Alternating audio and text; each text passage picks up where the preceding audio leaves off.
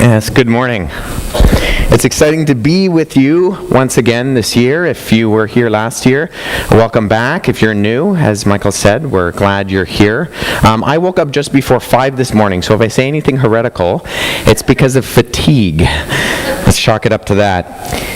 Yeah, as Mike said, my name is Wesley Huff. I work with Power to Change, specifically in a division of Power to Change called Ultimate Questions, which is an apologetics initiative of Power to Change.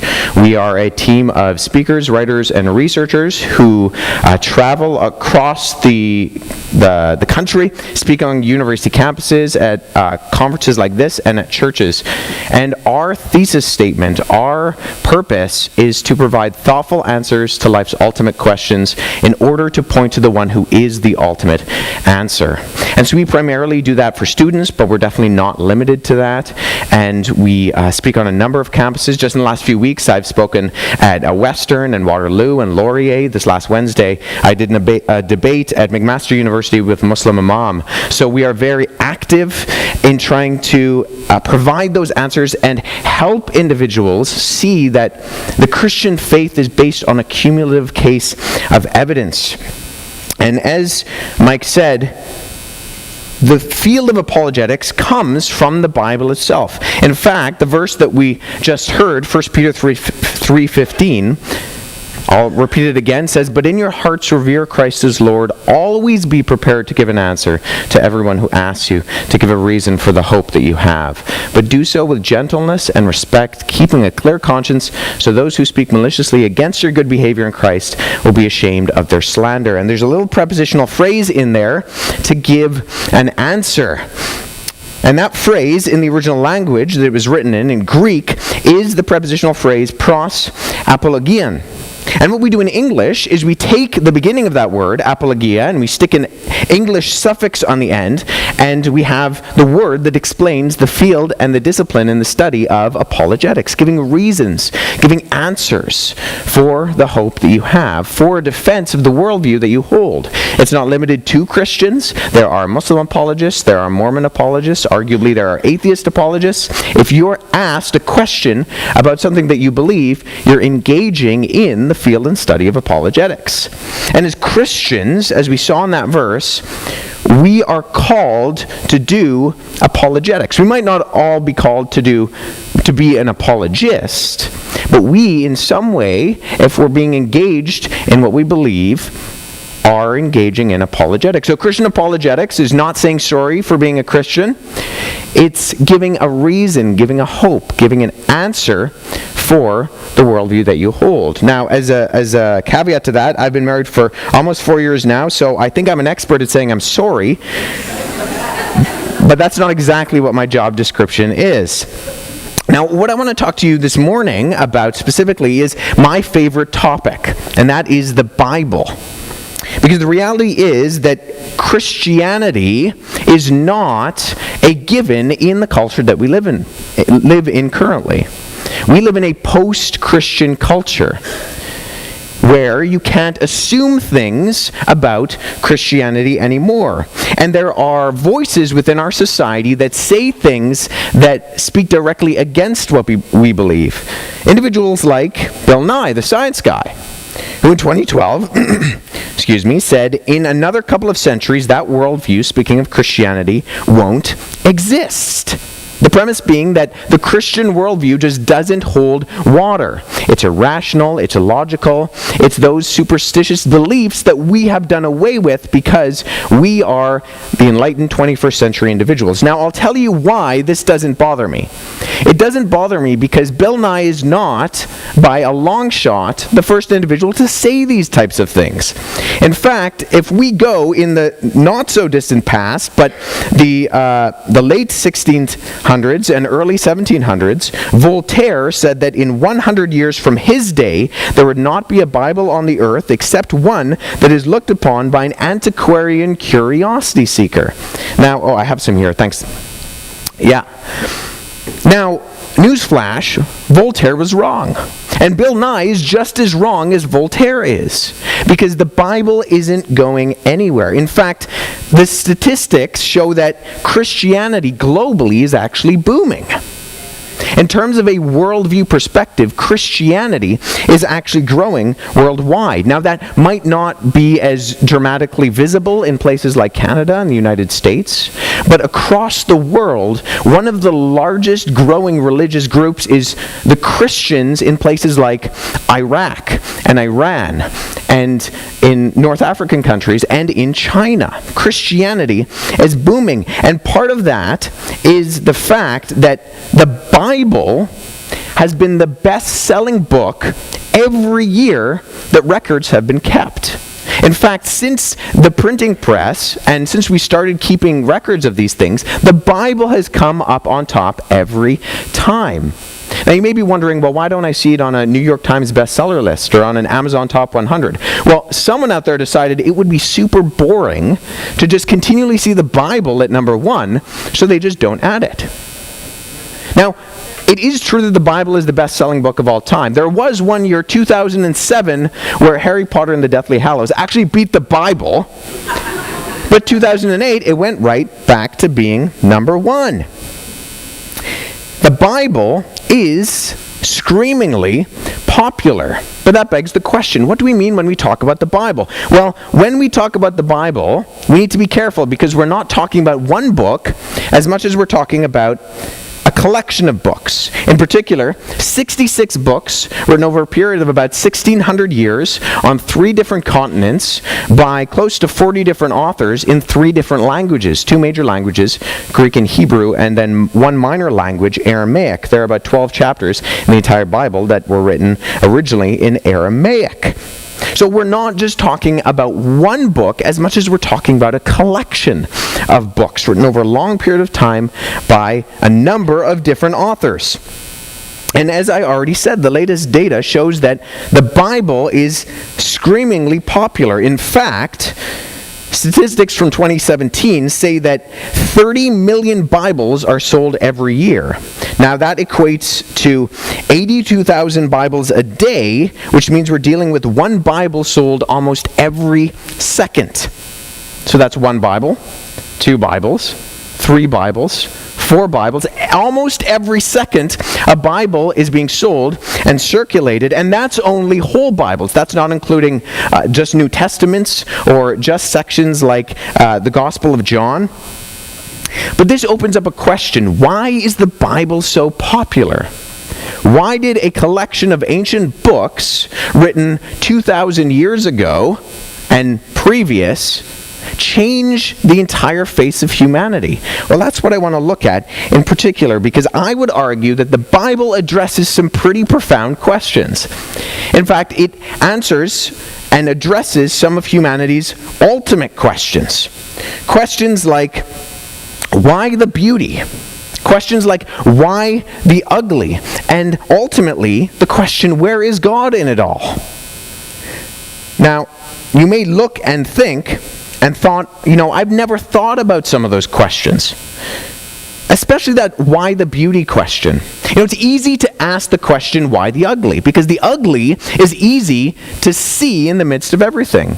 We very rarely look at a sunset or a picturesque scene or a beautiful piece of architecture and think, why beauty? It's a lot easier to ask, why the ugly? In fact, let me give you a very practical illustration of this. When I went to do my undergraduate studies at York University, my first apartment was a basement apartment, and only a few weeks after I moved in, my sink broke. And I had never even thought about my sink before, but all of a sudden, all I could think about was my sink. And could I just get the volume turned up a little bit? Is that possible? All day long, for weeks on end, during the day and during the night, my thoughts were consumed with dripping. Every time I was at home, every time I tried to sleep, drip, drip, drip. Now before that, it hadn't even crossed my mind that I would be just consumed with my sink the whole time. Why? Because when things are going right, we don't often think about them. They're in the back of our mind. But when things go wrong, all of a sudden, they're at the forefront. And that's what we see sometimes with the question, why the beauty? We notice brokenness in the world and say things like, well, why? And that's very appropriate. And I'm going to address a little bit of that in this talk and then also this afternoon. But we far too infrequently look at the beauty in the world, look on a clear lake on a summer day, or the sun shining off the snowflakes, and think, why the beauty? Why is that around? But throughout our lives, if we stop and think about it, there is a lot of beauty that needs some explaining. There's so much elegance and sophistication around us. The world around us works on the most amazing, sophisticated mathematical principles possible. And over time, in the history of science, if you want to call it that, it has only got more and more complicated. As we learn more about the world around us, we see that those complexities that apply in the world around us actually apply on the cosmological level. The more we know about scientific study, the more we realize just how complex this world that we live in actually is. Things we didn't know even a few decades ago, we know today because of our endeavor to find ultimate truth and meaning and reality. It's complex. It's indescribable sometimes. In fact, you might recognize this guy, Albert Einstein. In one of his writings, he said, "One may say the eternal mystery of the world is its comprehensibility." Now, what does that mean? Well, you see, Einstein looked at the world and was a little bit freaked out by the fact that the mathematical principles that he could apply to a page applied to the universe as a whole. This freaked him out. He couldn't explain why they actually applied to the way that the universe works. The comprehensibility, what he could comprehend through a mathematical formula, he thought was a little bit freaky. Now, how is it that the universe works on these amazing mathematical principles and yet produces minds like ours who can simply understand those mathematical things and apply them to the beauty of the universe as a whole? It's almost like this whole thing was a setup job. Coincidentally, that's the first theme of the Bible. The first theme of the Bible says, "In the beginning, God created the heavens and the earth." The first verse of the first chapter does say it's a setup job. There is a meaning behind it. Now, for the record, I don't want to get hung up on some of the complexities and in-house arguments that are often piggybacked in the conversation of what's going on in Genesis chapter 1. But what I do want to highlight is there is a very interesting theme that despite our differences, our in-house differences, we can agree on. And the first theme is right there on the page. In the beginning, God created. God started this whole process and kept it in motion, and that's the first theme we talk about. The second theme is just as clear, that it's good. In fact, not only is it good, but we see over and over in this chapter that it's good. God saw that the light was good, and he saw that the plants were good, and he saw that the animals in the sea were good, and the animals on the land were good. It was good, it was good, it was good. It was good 7 times, and just for the thick people in the original audience, he says, "And it was very good" at the bottom. Now, why is this so significant that God made everything good? Well, this is a countercultural phrase. It was a countercultural phrase in the ancient Near East when these words were written down, and it's a countercultural phrase today. In fact, if we compare the origin story that we find in the Bible to other origin stories from the ancient world, we see something very interesting. If you look at a simple origin creation story like that of the Babylonian creation story called the Enuma Elish, that's a word you can forget as soon as you hear it. But in the Enuma Elish, what it describes is that the world was basically a big cosmic accident. You had these gods fighting these gods, and these gods lost, and what we see around us, the created world, the physical world, is just the end result of the gods that lost. You and I are a big cosmic mistake. The world around us is a big cosmic mistake. And on every new year in the Babylonian calendar, they would read this out loud and celebrate the fact that everybody's a mistake. That's a little bit cheery, isn't it? And yet the Bible looks at that and says, that's not true. You're not a mistake. You were created good. You were created with value. You were created in the fingerprint and the image of God himself. Now, we don't have to go to ancient Babylon to try to find the concept that a society says we're a mistake. We could go to the very recent past, only a few years ago, with this guy, Richard Dawkins. In his book, River Out of Eden, he says, in a universe of blind physical forces and genetic replication, some people are going to get hurt and other people are going to get lucky. And we won't find any rhyme or reason in it, nor any justice. The universe we observe has precisely the properties we should expect if there is at bottom no design, no purpose, no evil, and no good. Nothing but blind, pitiless indifference. DNA, Dawkins says, neither knows nor cares. DNA just is, and we dance to its music. We don't have to go very far to find a worldview that really gives us a purposeless existence. Secular material atheism will provide it quite handily. But with this question, if we look at the Enuma Elish, if we look at Richard Dawkins, that we really are just an accidental purpose, just time plus matter plus chance, that affects the way that we look at the world. That affects the way that we look at creation. That affects the way that we treat our friends, our neighbors, other individuals. And once again, the Bible and the Christian worldview looks at that and says, nope, that's junk. You were created with purpose and intrinsic values. But the fact is that something goes wrong, because this world is beautiful, but it's also broken. And you don't have to go very far to find out that things get a little bit messed up. Things go awry. You only have to turn the page from Genesis chapter 1 and find out that things go terribly wrong. Which brings me to the question of why the ugly?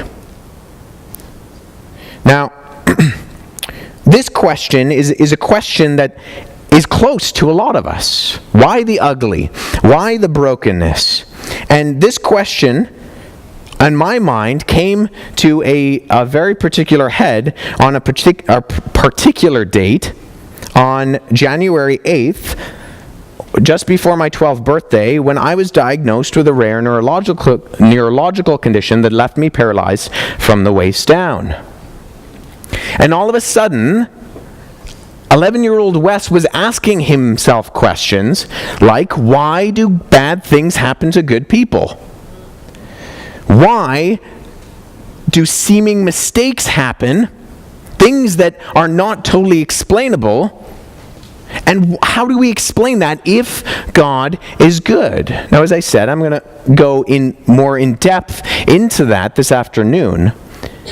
But I think we need to realize that this is a question that is close to a lot of us. It's a personal question. And spoiler alert, I'm not paralyzed anymore. So something happened. And that's not necessarily the focus of this, but I don't tell you that in order to gain sympathy or say that I have some monopoly on the question of evil, but just to show that this is very personal to a lot of us. And one of the most beautiful things about the Christian worldview in addressing the question, why the ugly, is that your most painful experience is not left quiet. It's not left unheard. We have a worldview that gives us Not just a solution to the problem, but gives us an answer to the question. If you turn to Psalm 23, which many of you may just know off the top of your heads, it's a very oft repeated chapter of the Bible. The Lord is my shepherd, I shall not want. He makes me lie down in green pastures. He leads me beside still waters. He restores my soul. He leads me in paths of righteousness for his name's sake. It's a beautiful passage. It's a very moving passage. But all you have to do is go one chapter before to find something very different. My God, why have you forsaken me? Why are you so far from saving me? From the words of my groaning. My God, I cry by day, but you do not answer, and by night, but I receive no rest. Here's something very interesting that I come to when I look at Psalm 22, especially in context with Psalm 23, is that the God of the Bible looks at us when we ask the question, why God? And looks at the person who says the phrase, the Lord is my shepherd, I shall not want, and sees those as both valid forms of worship. The God of the Bible is not indifferent to the pain and suffering that we experience. The God of the Bible is open to this and actually invites us to come and air that hurt. And this is something that's very unique about the Bible, is that it is very honest with human brokenness. The characters in the Bible, some of the key characters, some of the biggest characters, are some of the most flawed individuals you will find in all of literature. The heroes of the story are often pretty messed up. Individuals like David, who is said to be a man after God's own heart, is flawed, is broken, sleeps with another man's wife, and then sends that man to the front lines of a battle to be murdered. The disciples, Jesus' immediate followers, when things get really heated, what do? They run away. And one of the key disciples, Peter, denies Jesus in front of a crowd. Now, I mentioned before that I participated in an event only a few days ago with a Muslim imam. And during the Q&A, during that event, there was a question that came up about, well, why do Muslims look at the Bible in a certain way? And the answer he gave was, or one of the components to the answers was, the Bible says bad things about the prophets of God. We can't read these things. You couldn't read these in a family setting. Now, I would argue you can and should read these in a family setting so that we understand them. But his grievance was that the Bible is too honest with humanity. That people who should be godly individuals are broken. Now, I want to be associated with a worldview, with a book that is honest about humanity. I don't want a book that covers that up in a superficiality, in a superficial type of way. And the imam that I was dialoguing with was exactly right. In Islam, those things are covered up. In fact, the story of the prophet Nathan coming to David is in the Quran. It doesn't tell you why, though. Now, we know it's because he committed adultery and then murdered someone. The Quran doesn't tell you that, but we have the bigger picture of the story. The Bible is honest about the ugly in the world.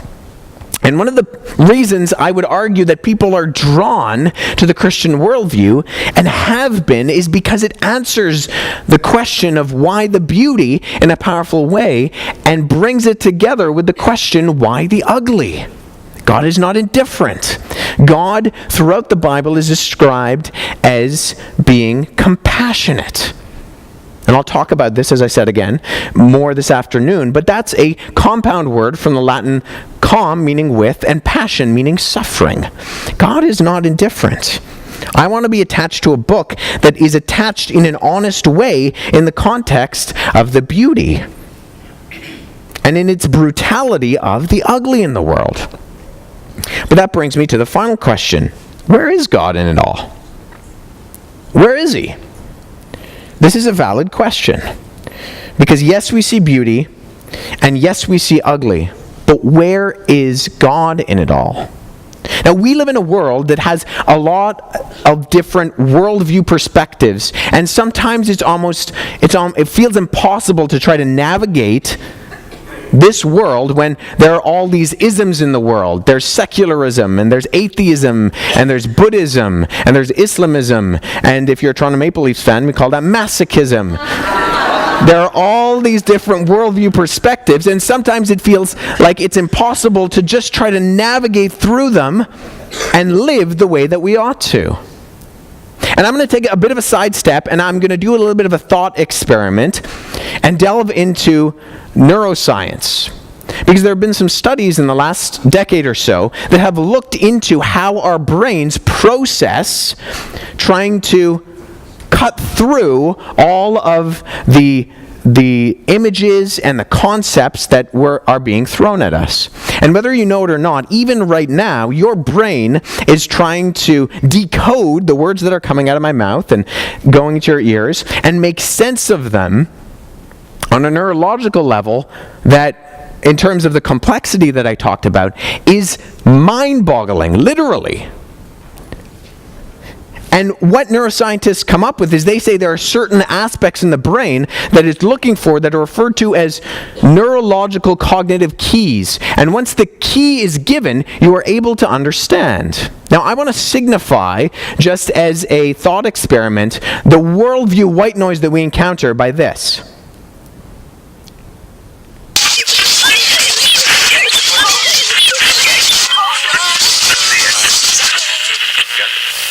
Now that sounded like nonsense, right? It doesn't make any sense. It's all mixed up. And this is the thing. We live in a world where everything sounds a little bit fuzzy sometimes, and when we're talking about worldview perspectives, sometimes it's hard to even break through that. Now what that was, even though it was a little bit hard to hear, was 30 voice clips that were all mashed together and purposefully distorted. And there was one clip in particular in there that I'm calling the Christian worldview, and that's this. It was a sunny day and the children were going to the park. Now, it was in there. I just gave you the neurological key. Now, even through the worldview white noise, you will be able to hear it.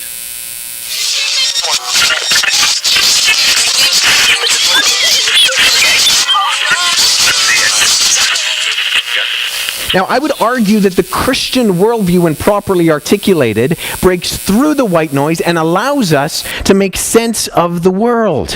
When we understand how Christianity, how the God of the Bible explains the questions of why the beauty, why the ugly, and gives us an answer to where he is in it all, it cuts through the white noise and allows us to be able to give an answer for the reason for the hope that we have.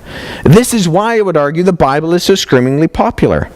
Now, just to finish, when I was in my undergraduate at York University, as I explained, I took a number of different elective classes, and one of them was a class that touched on the philosophy of religion.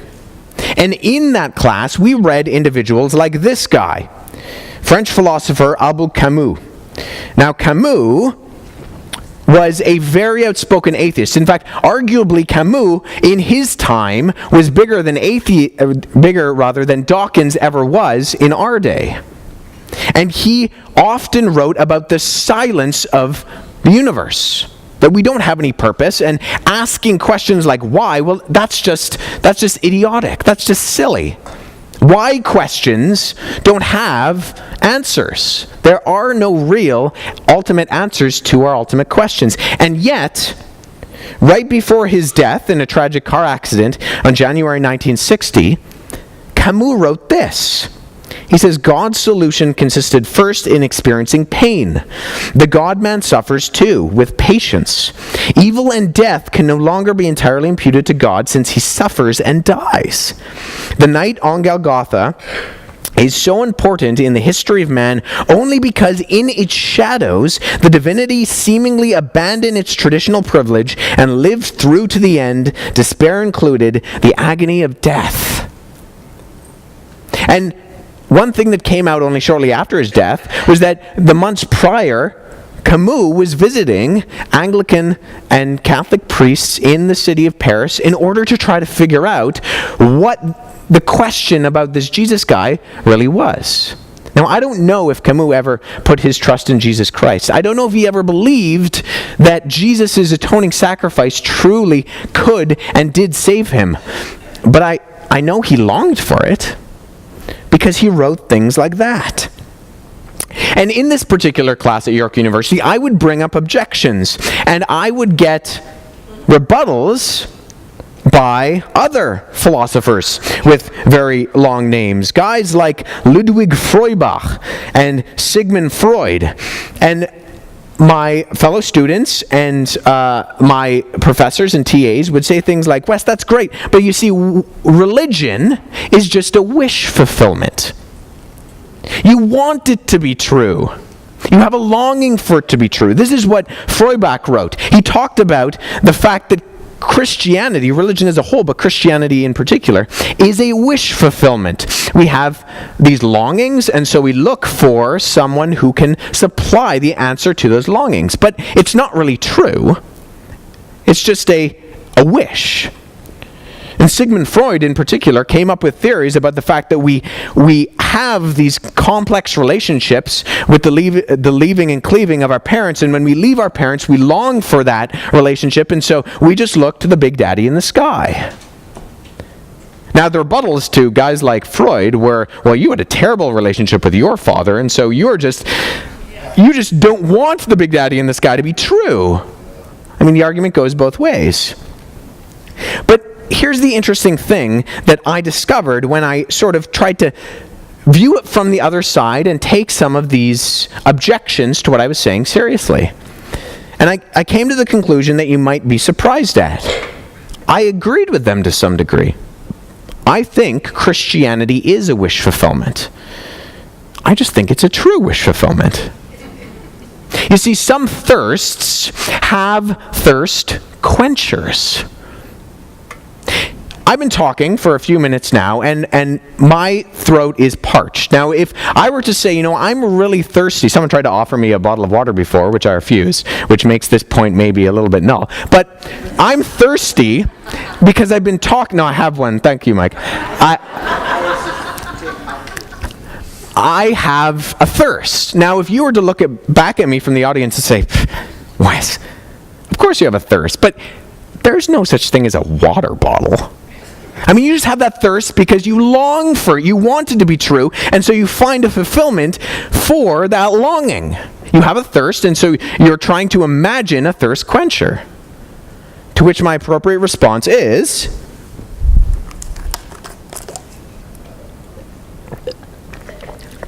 nope.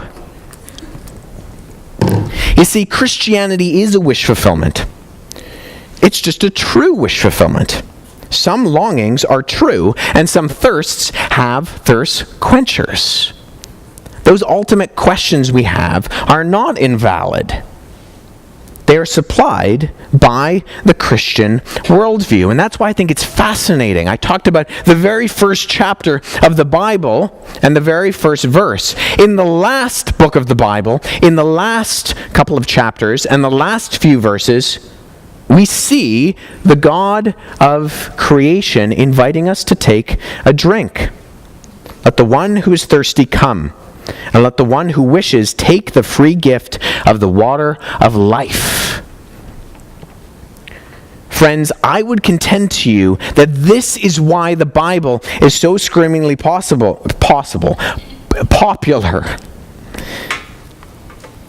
It's the fact, along with other proofs for God's existence, for the historicity of the Bible, which I talked about last year, for some of the other things that Mike Squared are going to come up and talk to you about.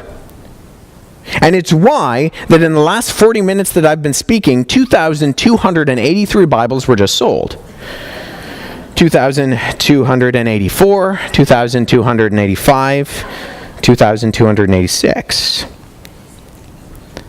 some thirsts have thirst quenchers. And the Bible has been so popular, has uprooted both the ancient world and the modern world because it answers our ultimate questions of why the beauty, why the ugly, and where is God in it all. You've been very patient. Thank you for your time. We have some time left. Are there any questions about anything that I've addressed or talked about? The first question is always the hardest one, so if you could ask the second question, that'd be great. So questions that I get from people say, well, why does God allow bad things to happen to good people, especially children? My answer is come back this afternoon. Because I'm going to be spending a large chunk of time just addressing that specifically. So don't go home after lunch.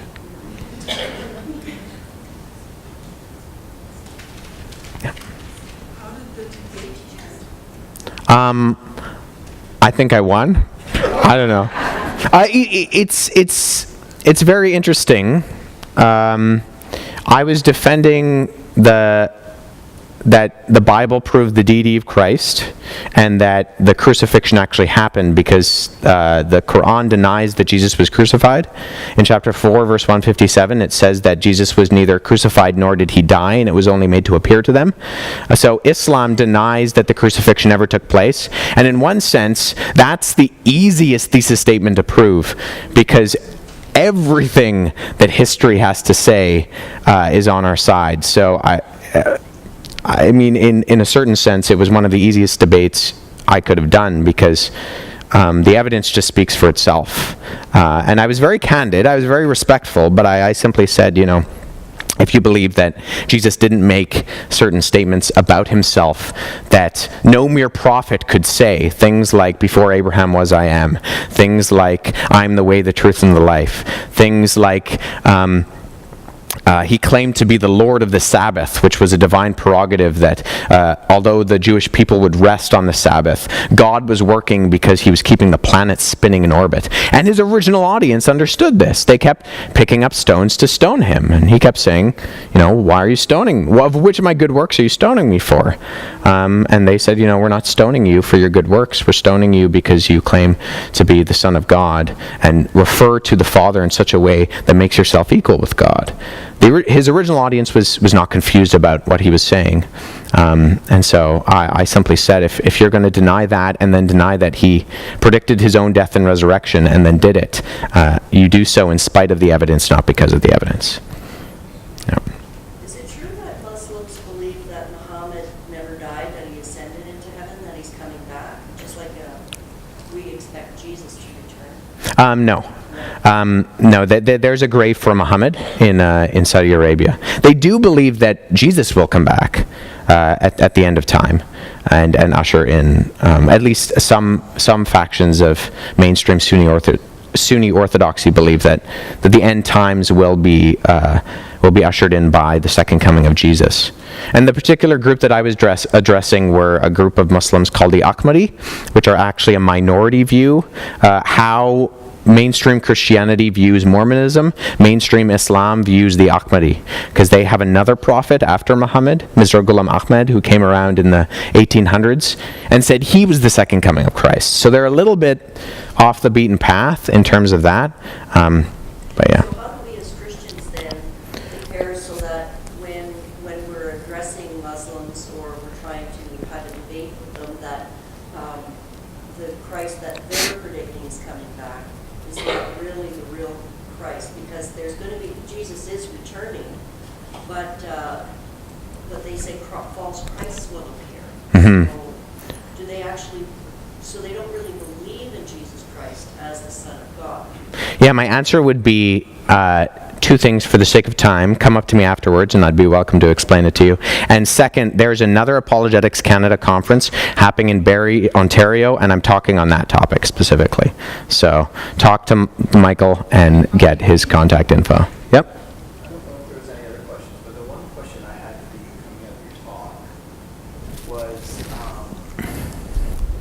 it seems to to me, as someone who's been in the church for a while, you've given a talk that is both very familiar and a little bit unfamiliar. So why the emphasis on beauty and the emphasis on ugly?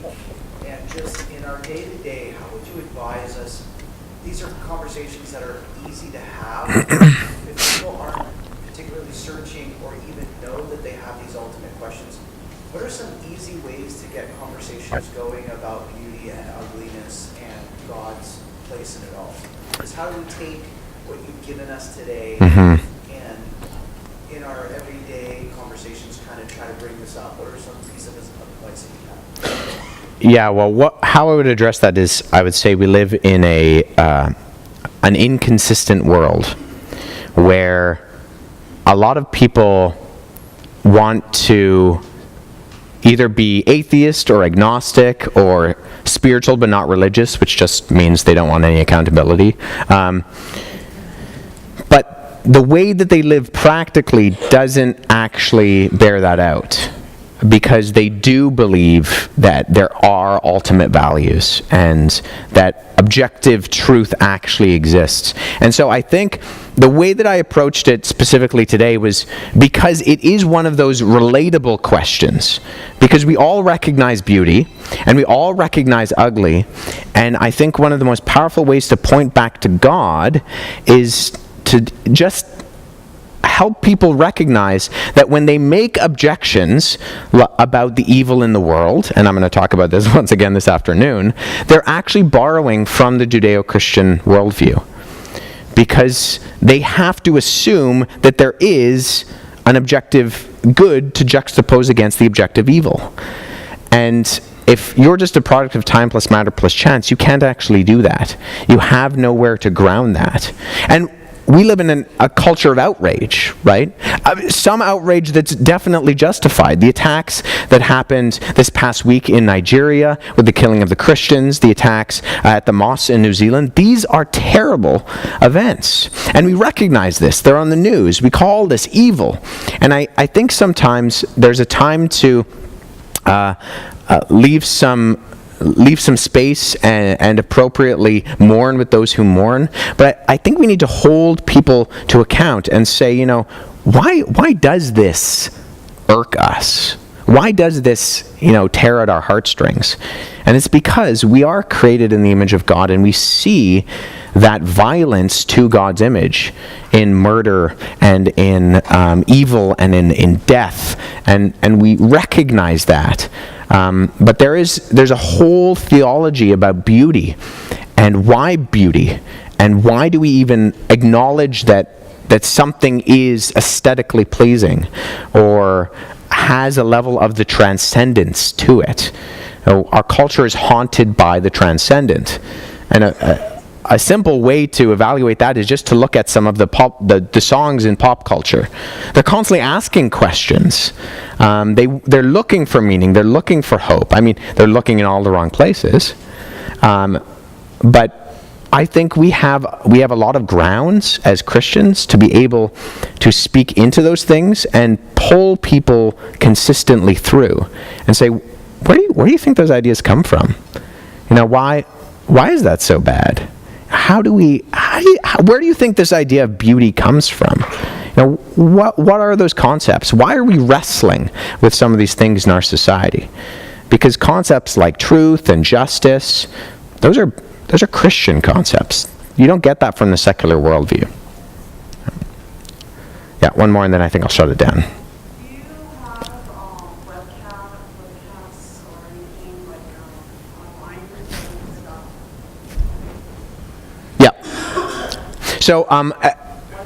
Yeah. So my card is at the back on the table there. Grab my card. I have Facebook, Instagram, YouTube. I regularly post content up there.